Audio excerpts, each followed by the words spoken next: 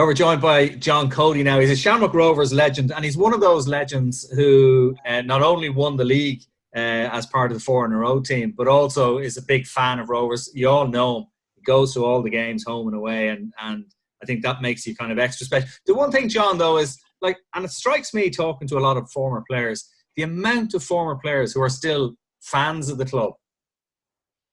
Yeah, I often see Pat and Mick Bourne, I suppose, and Harry Kenny often there. And anytime Noel Larkin is back, we all get together again and take in a match in the stadium. So, yeah, as we were saying earlier, I don't know when that'll happen again, but hopefully it won't be too far away. Are you missing it as much as I am? Oh, Con, unbelievably. It's 4:30 now. You'd be just getting your bit of scran, or either just waiting to get up to the ground to get a bit of grub, have a couple of drinks, watch the match, drive home. Perfect Friday night. Yeah. And as such, as we were saying earlier, fantastic start to the season as well by the Hoops. So yeah, it's just it's meant to be. So that's the way it is. So we just got to get on with it. Well, look, you won the league, obviously, as part of the 4 in a row team. You also won a couple of FAI Cups with Shamrock Rovers. You won a league. I think, did you do the treble with Derry that time? Treble with Derry, still a record, thank God. That was an amazing achievement. And it was, yeah. The league with the Dundalk team in '95. Yeah, totally unexpected. The shock of the century almost, yeah. That was a great story, the final day, and we'll maybe look at that a bit later on. But so you're going to pick a League of Ireland 1 to 11. Now, obviously, you had that spell with Chelsea when you moved over there after the 4 in a row. So you would have played some pretty handy players over there as well, I presume. Some fabulous players as well, Con. Yeah, but not too many get in my team, I have to say. So look, we'll do the League of Ireland and see how we get on. Yeah, that's a credit to the. Yeah, I hope nobody takes offence. That's the only thing. Plenty will, I assure you. So the first number of people you're going to fall out is the goalkeepers who don't the goalkeeping community. Yeah. Who's the one who does get selected at number 1? The one that does get selected is, after long and hard thinking about it, is Jody Bourne. And I picked Jody because he came in after Alan, who was a legend at Rovers. Alan O'Neill left Rovers. And Jody came in and he had huge boots to fill. Yeah. Absolutely huge boots to fill. And he did it with aplomb. And another thing I often think is Jody has just got me out of jail so many times after making some horrendous errors and being a fullback. One in particular in the semi-final of the Cup, which I'll never forget. And I remember saying, Jody, if anybody asks me who's the best goalie ever played with, it's going to be you. So look, no disrespect to Alan and Dermot O'Neill, who I played with. Tim Dalton, again, another fantastic goalie. Brian O'Shea at Monaghan, a fantastic goalie. But Jody always gets my shout, I'm afraid. Yeah. And what was it about him that made him so good, do you think? It's the thing, he came in and he was totally unknown. Nobody knew who he was. I can't even remember where Jody came from, where McLaughlin got him. Yeah. But I've never seen anybody work so hard in training. And he was with Dinny Lowry. Dinny Lowry did the goalies, and himself and Brendan Flynn and Jody be absolutely saturated, and he trained longer than we would. It was incredible. His application was brilliant because it had to be. Because he had such standards to keep up to. And then because, as well, people often say, well, it's easy to be a goalie in that team because he never got anything to do. But that's not true. Jody, as I say, got me out of more holes than I care to mention, I have to say. I think I saw him score a goal once up in Monaghan, by the way, as well. He wasn't for Rovers. Who was he playing for at the time? I think he was playing for Shells. And he had the wind behind him. Kicked in it went. Yeah, in it went. So that was a famous goal. Were you playing that day? Yeah. Oh, Jesus.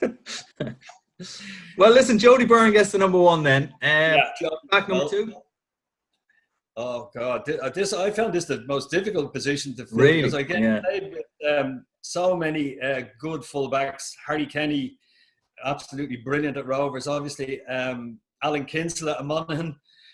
We had Pascal Vadaquin at Derry. And loads of others, but my vote is going to go to Owen Healy, who I played with at Home Farm Everton, when he was just starting off as a young fella. And you could see the potential in him. He was absolutely magnificent. He really was. I always thought Owen was good enough to go away, I have to say. And I don't understand why somebody didn't come and get him. Because he seems to me, he just had everything at pace. He could defend, he could tackle, he could head the ball. He could do all those things. And that's why he gets my vote. Now, I saw him very early on, so I only played with him for a season, but it was an absolute pleasure to watch him in action. Yeah. I thought he was brilliant. Yeah. So you would have been one of the kind of the elder lemons in the team at that. Yes, exactly. Yeah, I was on my way down, and he was on my way up. Yeah. On the way up, sorry. So apologies to Harry and the other lads. So Owen gets my shout. But he went on to have a glittering career in the league. Like it was sticking out that if he didn't go away, he was going to be a big star, and he was. When I said at the start, by the way, that you're going to fall out with a load of people over this, I can already see that this is starting now. Harry Kenny sees you. I know. Left back, number 3. Yeah, again, I thought this was the easiest one is Kevin Brady.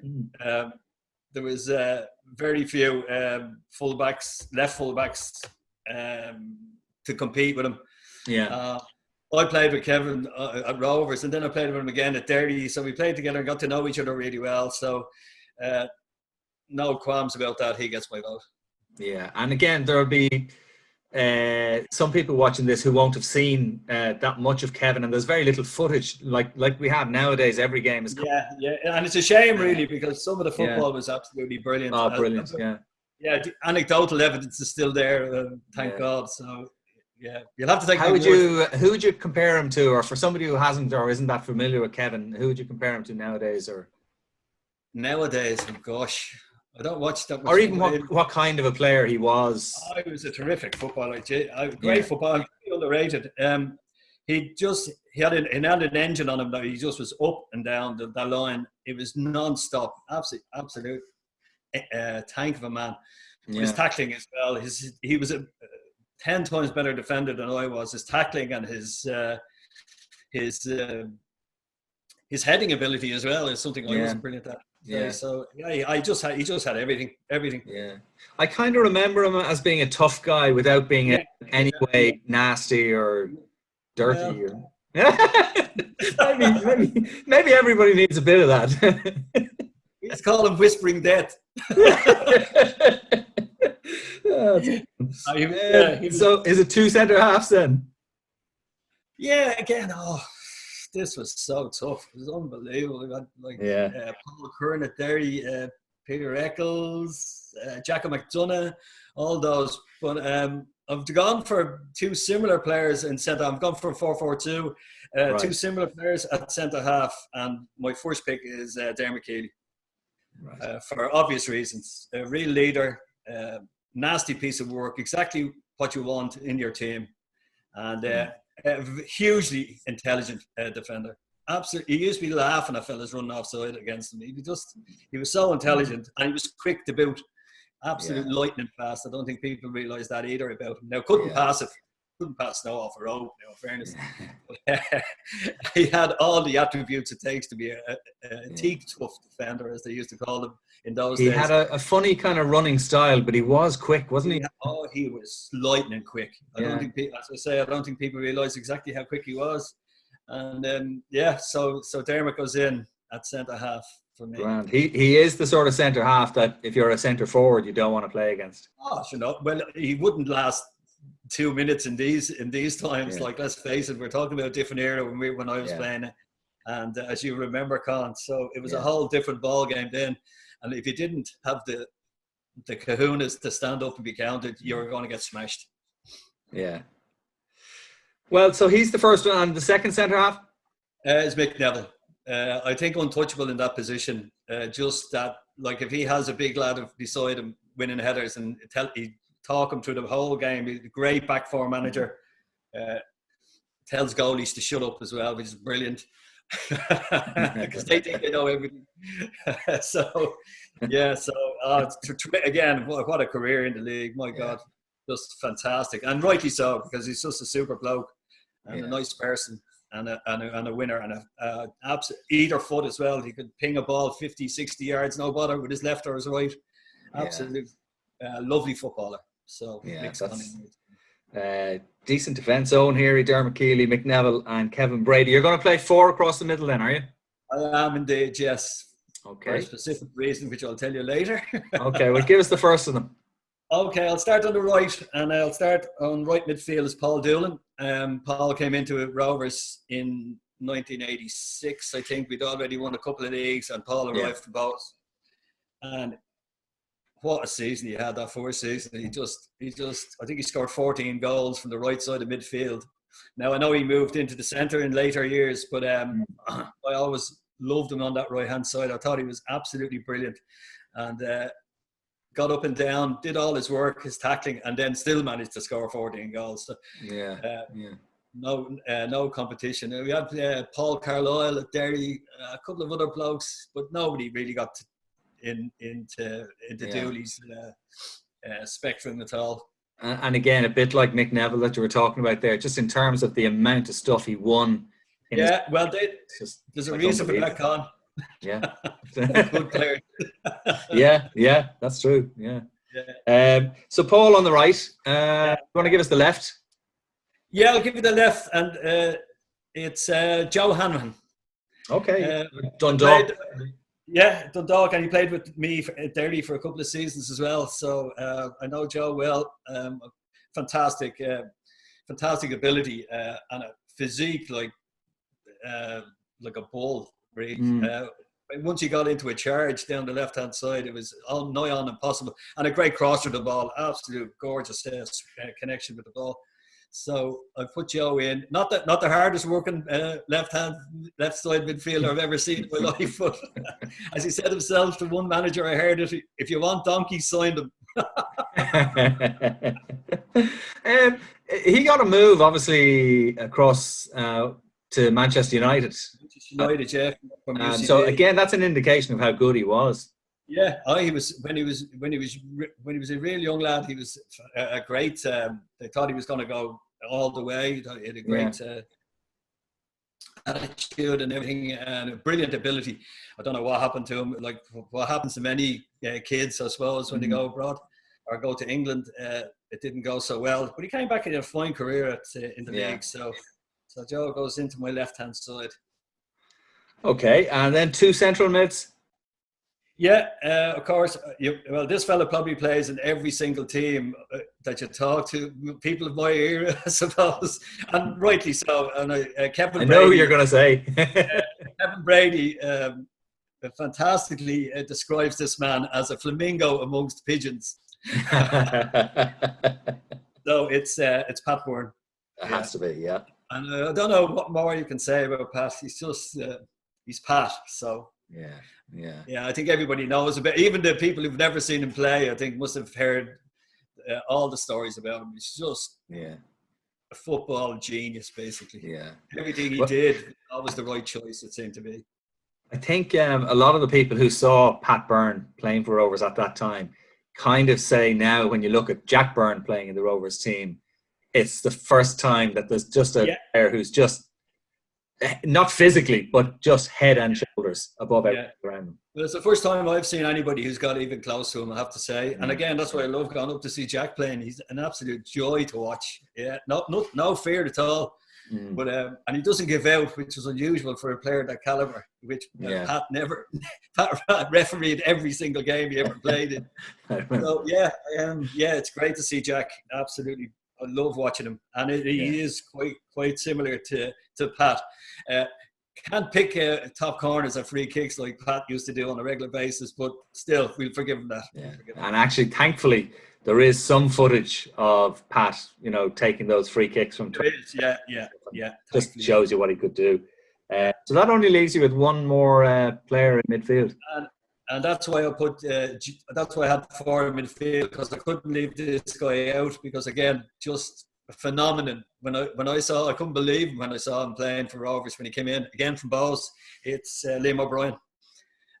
So Liam and Pat in the centre of midfield, and that is something I've seen in actuality.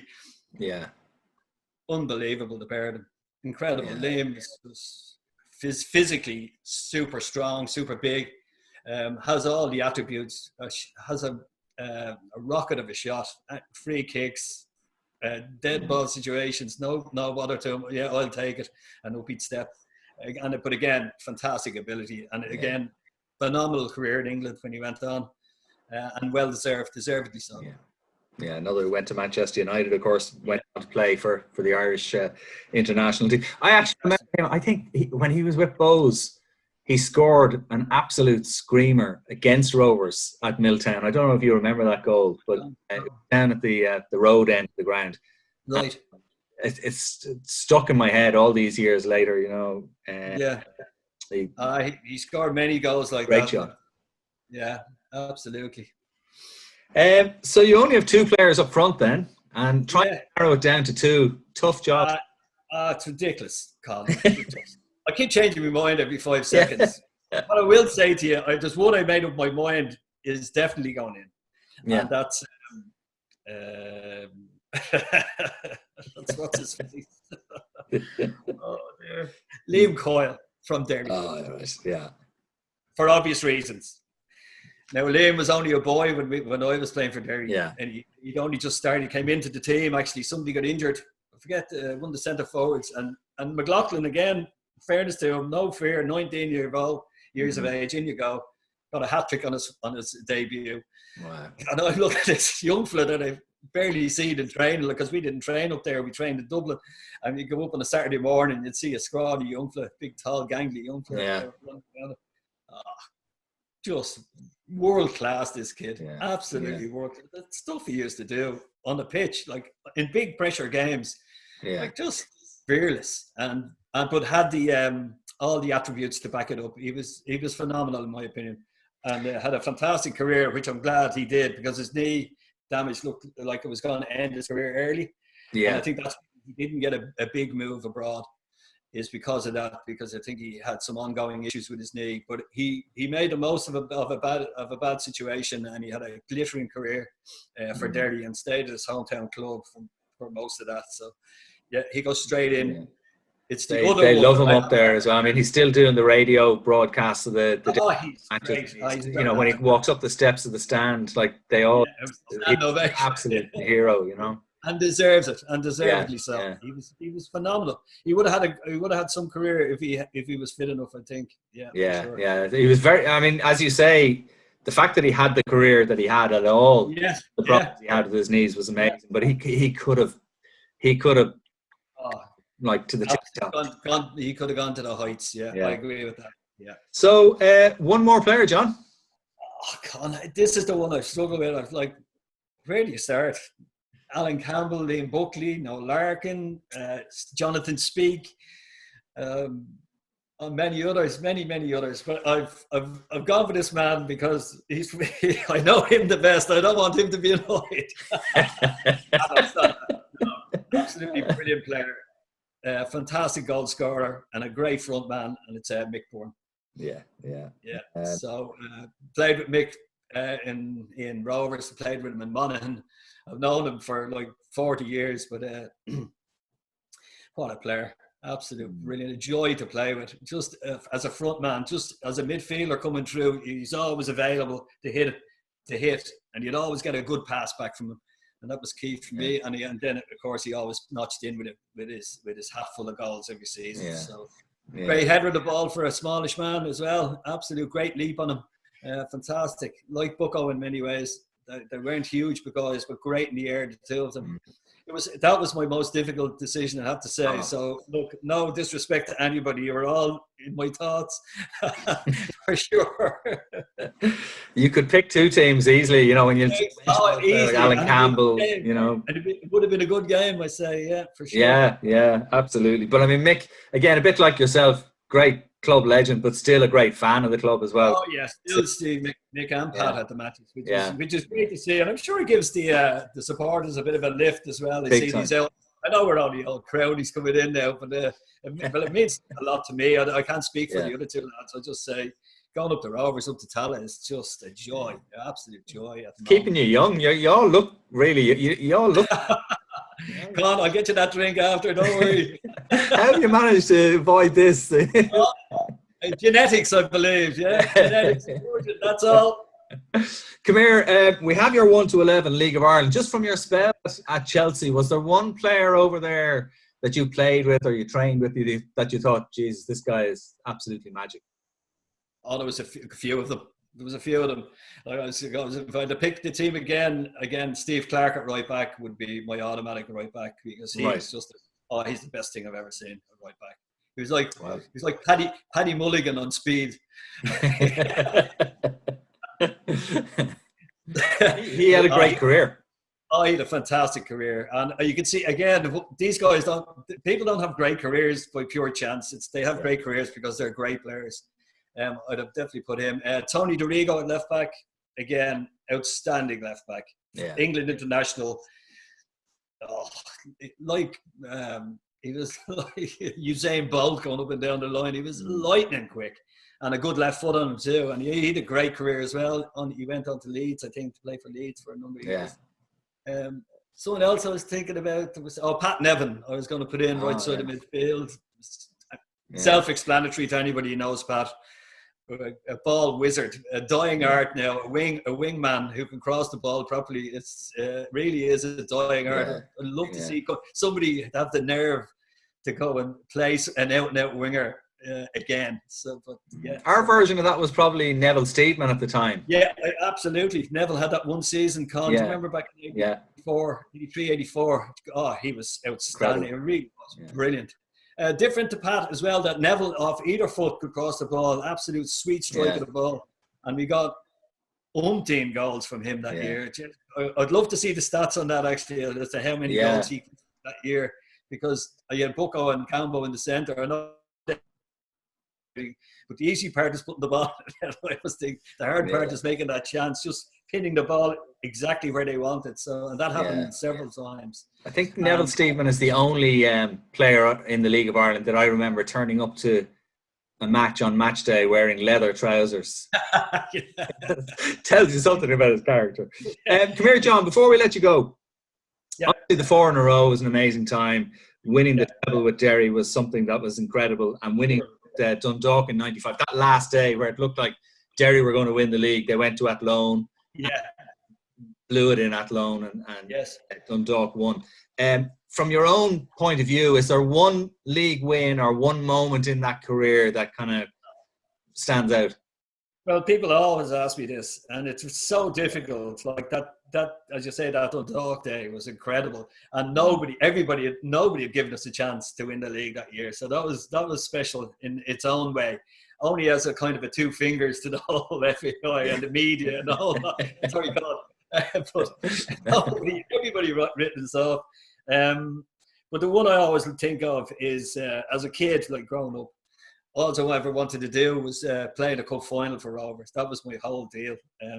But as it turns out, winning the league in '84 after 20 years at Milltown and coming off the pitch and the party that went on afterwards, and just the memories of that whole season, like being a raw recruit to the league, basically thrown in the deep end, a bit lucky in the fact poor Kevin got injured, Kevin Brady, and they needed a left back badly. And they came to me and they said, "Did you ever play left back?" Oh, yes, I did. Many times. So, so that would be my standout thing, only because of the longevity of the absence of the league. A bit like the 25th Cup in many regards too. I'm sure those lads will go down in history and legend as well because for that very reason. I mean, they were starved for so long, and then to come along and win that league, and then to win 3 on top of that, it was just extraordinary. And hopefully it won't be done again. Well, unless this crew at the moment now, you'd forgive them if our lads do it now. Apart from them, I mean. Listen, John, it's a great team. Jody Byrne in goal, back 4, Owen Heary, Dermot Keeley, Mick Neville and Kevin Brady.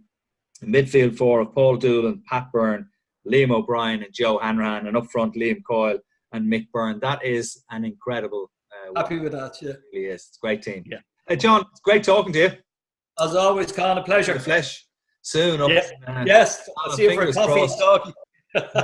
Fingers crossed. Listen, thanks a million, John. Not at all. Listen, Con, thanks for asking, and I'll talk to you soon. Take care. Cheers. Bye for now.